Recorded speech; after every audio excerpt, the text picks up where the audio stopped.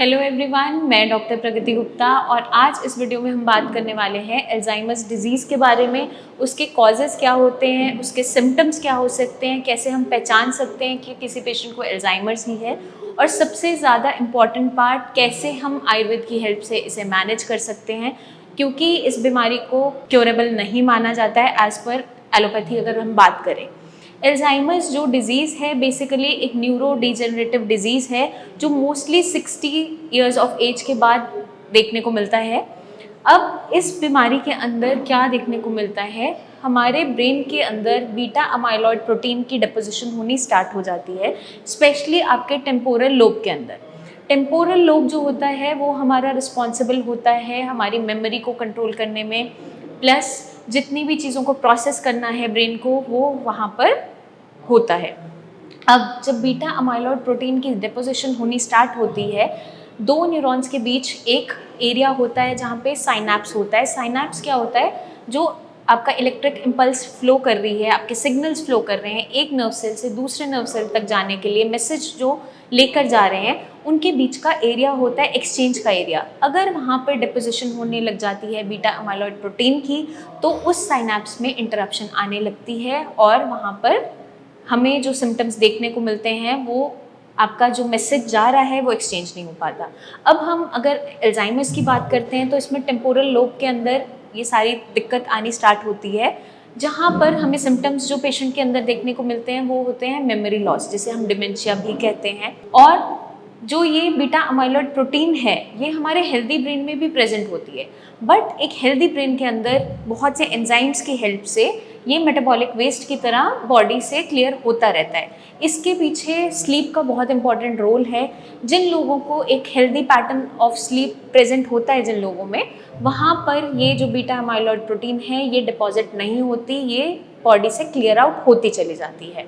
But जिन लोगों में stress बहुत ज़्यादा रहता है, स्लीप पैटर्न डिस्टर्ब्ड रहता है, उन लोगों में चांसेस ज़्यादा होते हैं अल्जाइमर्स होने के।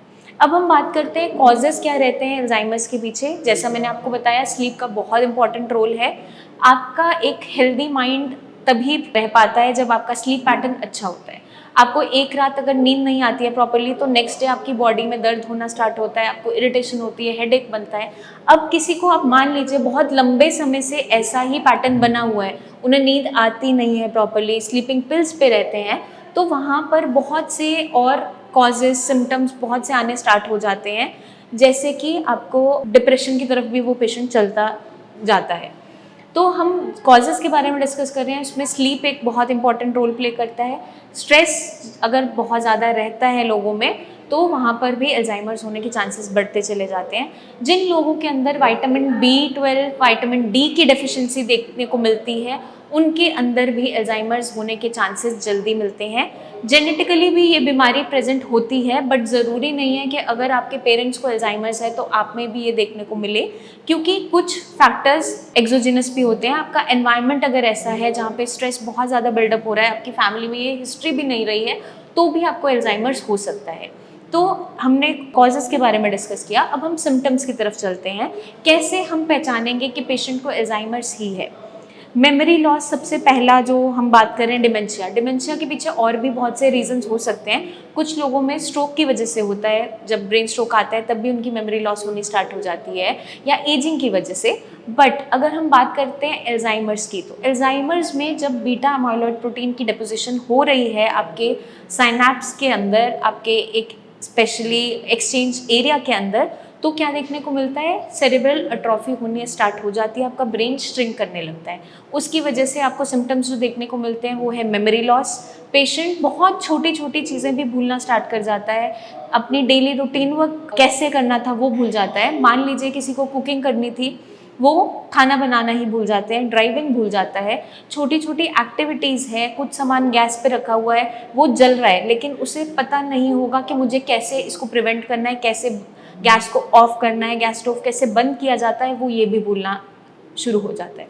तो डेली रूटीन वर्क, बेसिक आपकी जो एक्टिविटीज़ है उसको भूलने लगता है, अपने फैमिली मेम्बर्स को रिकॉग्नाइज नहीं कर पाता, और कुछ लोग अपना घर नहीं पहचान पाते। ये सारे सिम्टम्स देखने को मिलते हैं। कुछ पेशेंट्स में इरिटेबिलिटी है, या बहुत ज़्यादा गुस्सा आना, ये सिम्टम्स भी साथ में देखने को मिलते हैं, बट हम इसको मेजरली कैटेगराइज करते हैं मेमोरी लॉस के साथ। तो अगर हम बात करते हैं कि जो एल्जाइमर्स बीमारी है ये बेसिकली 60+ एज ग्रुप के अंदर ही देखने को मिलती है।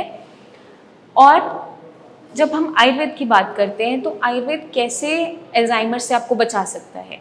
आयुर्वेद में बहुत सी ऐसी हर्ब्स हैं जो नर्वाइन टॉनिक्स होते हैं, जिन्हें हम मेद्य रसायन भी कहते हैं, जो आपकी बॉडी को, ब्रेन को रिजुविनेट करती है, एंटीऑक्सीडेंट प्रॉपर्टी रहती है। बहुत सी ऐसी हर्ब्स होती हैं जो नर्वाइन टॉनिक्स होते हैं, जिनका इस्तेमाल मेडिसिन के अंदर किया जाता है।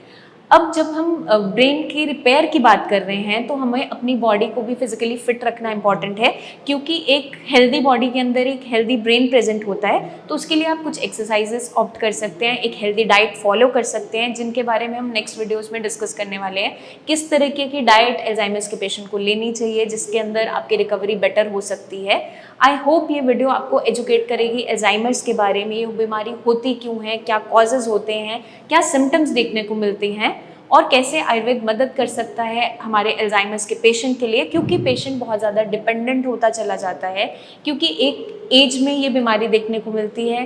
तो अगर कोई केयर टेकर नहीं है उनके साथ, वो अकेले रहते हैं, तो बहुत मुश्किल हो जाता है पेशेंट के लिए रहना, क्योंकि टोटली डिपेंडेंट हो जाता है वो किसी और पे, क्योंकि वो किसी को पहचान नहीं पा रहा। तो बहुत ज़्यादा मुश्किल होती चले जाती है।